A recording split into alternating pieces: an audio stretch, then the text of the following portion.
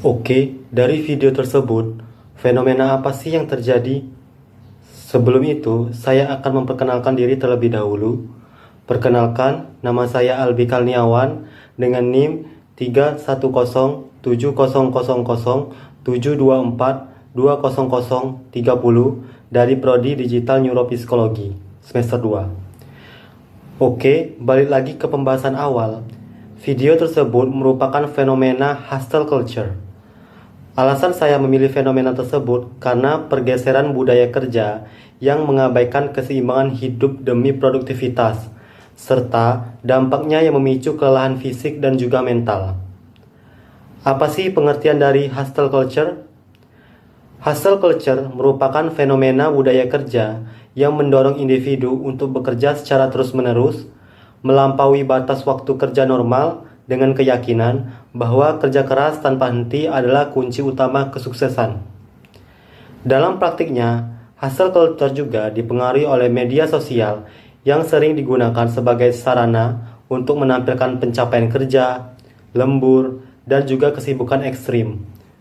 Hasil observasi menunjukkan bahwa unggahan semacam ini menciptakan tekanan sosial bagi pekerja lain untuk bekerja lebih keras agar tidak dianggap kurang produktif.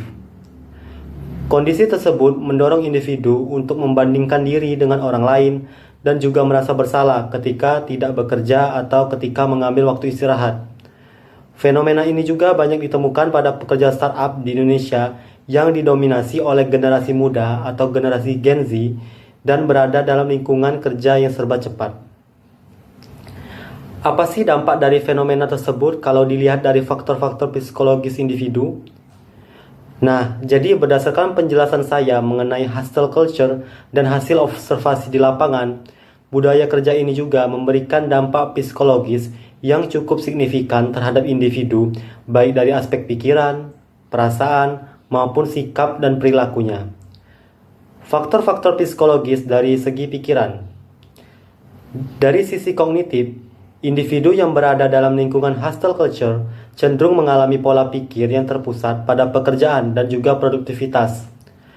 Pekerjaan menjadi tolak ukur utama dalam menilai keberhasilan dan juga harga diri, sehingga muncul keyakinan bahwa semakin sibuk dan bekerja lebih lama, maka semakin sukses. Akibatnya, individu sulit memisahkan antara waktu kerja dan juga waktu pribadi, sering memikirkan pekerjaan di luar jam kerja, serta merasa bersalah ketika beristirahat. Pikiran juga dipenuhi oleh tuntutan untuk selalu cepat, responsif, dan juga mencapai target yang dalam jangka panjang dapat memicu overthinking, kelelahan mental, serta menurunnya kemampuan untuk berpikir lebih jernih dan juga kreatif. Faktor-faktor psikologis dari segi perasaan. Secara emosional, hustle culture menimbulkan perasaan tertekan, cemas, dan juga lelah secara emosional. Beban kerja yang tinggi dan juga ekspektasi produktivitas yang terus meningkat membuat individu mudah mengalami stres berkepanjangan.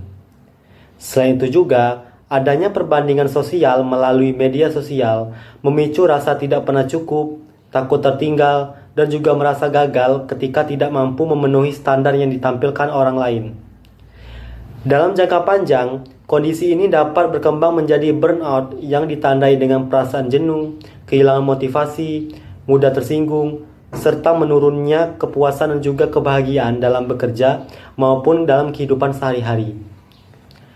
Faktor-faktor psikologis dari segi sikap dan juga perilaku.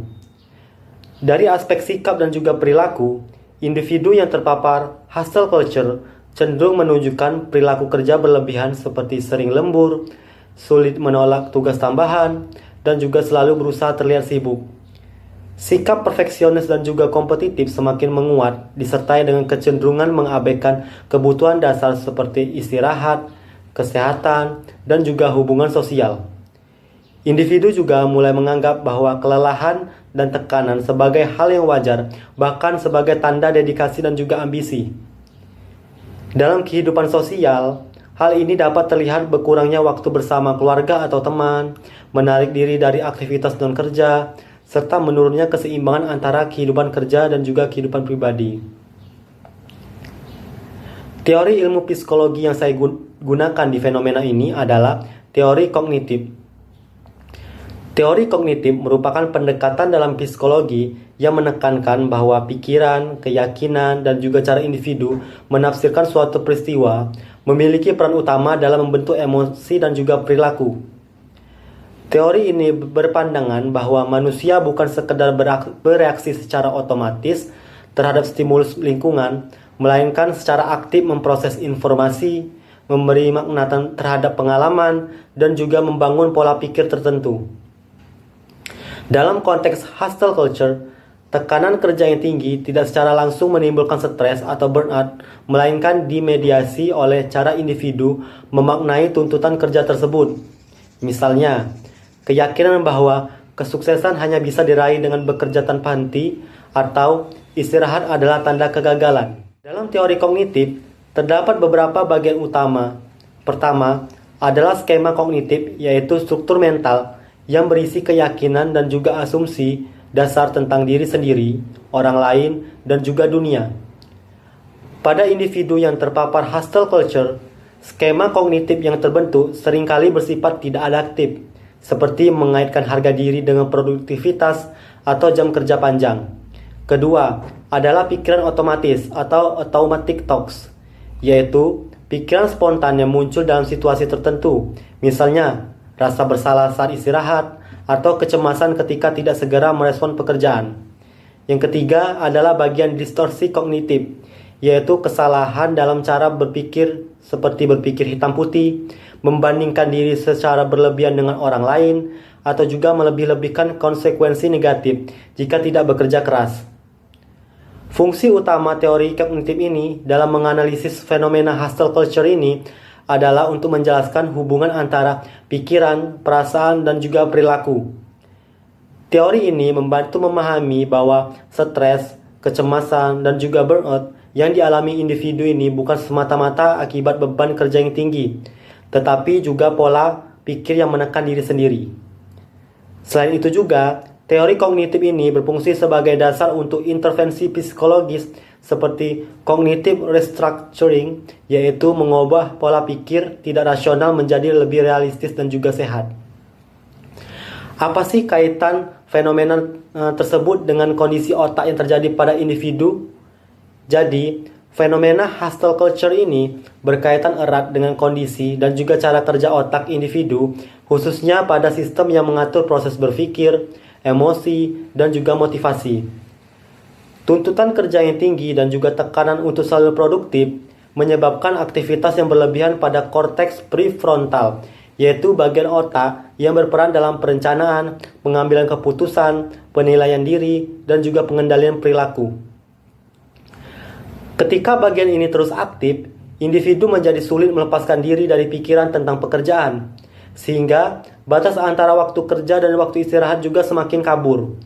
Pada saat yang sama, amigdala sebagai pusat pengolahan emosi menjadi lebih sensitif terhadap tekanan psikologis seperti rasa takut gagal, takut tertinggal, dan juga takut dianggap tidak produktif. Aktivasi amigdala yang berlangsung terus-menerus memicu respons stres yang berkepanjangan dan juga meningkatkan hormon stres dalam tubuh yang pada akhirnya menimbulkan kelelahan emosional dan gangguan dalam pengaturan emosi. Selain itu juga, sistem penghargaan otak yang berkaitan dengan hormon dopamin turut memperkuat perilaku kerja berlebihan. Pencapaian target kerja, pujian, dan juga pengakuan sosial memberikan rasa puas sementara, sehingga otak belajar mengaitkan kerja keras dengan perasaan berhasil dan juga bernilai. Akibatnya, individu terdorong untuk terus bekerja lebih keras, meskipun kondisi fisik dan mentalnya semakin menurun. Ketidakseimbangan antara fungsi berpikir rasional dan juga pengelolaan emosi inilah yang menjelaskan mengapa individu dalam budaya hustle culture ini cenderung sulit beristirahat, merasa bersalah saat tidak bekerja, dan juga berisiko tinggi mengalami stres kronis serta burnout dalam jangka panjang. Jadi kesimpulannya adalah secara keseluruhan, hustle culture menormalisasi kerja berlebihan dan menjadikan produktivitas serta jam kerja panjang sebagai ukuran utama kesuksesan. Padahal, pola tersebut memicu stres, kecemasan, kelelahan emosional, dan juga burnout akibat ketidakseimbangan antara fungsi kognitif dan juga emosional dalam otak. Upaya pencegahan dan juga penanganan hustle culture atau budaya yang gila kerja ini fokus pada kita keseimbangan hidup, meliputi penetapan batas tegas antara waktu kerja dan juga pribadi, menetapkan target realistis, serta mengutamakan kesehatan fisik dan mental. Pencegahan ini juga bisa dilakukan dengan berhenti membandingkan diri sendiri, beristirahat cukup, dan juga mengubah pola pikir bahwa kerja keras juga tidak harus mengorbankan segalanya. Dan tanamkan prinsip bekerja untuk hidup, bukan hidup untuk bekerja. Oke, itu saja dari video saya. Semoga pembahasan yang bermanfaat dan informasi ini berguna untuk kalian semua. Terima kasih dan sampai jumpa di video selanjutnya.